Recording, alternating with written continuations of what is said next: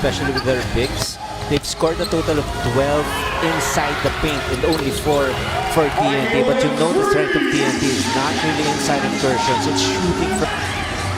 Hudson against 2 in the backcourt. Rifles it over to Machine Gun. Mikey lets it fly.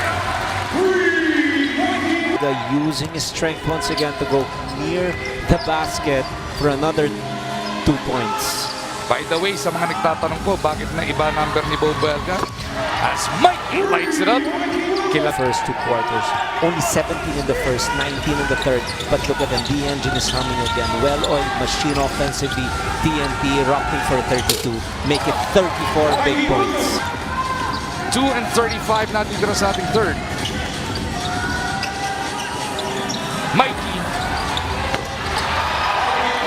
That's all you gotta say. That's a 4-point eruption in the third quarter. And the TNT Tropang Giga find themselves down by just 4.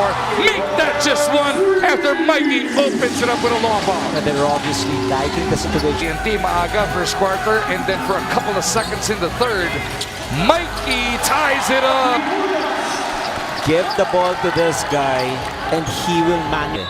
But Mikey Williams, sensing that he got his defender behind him, the help side defense is not in front of him.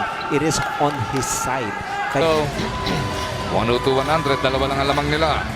Shot clock at 10. Mikey against Bo. Puts up a long bomb. Bang! That's a dagger. He saw. So nabanggit ko kanina talaga na napakainit na laro nitong TNT. Talagang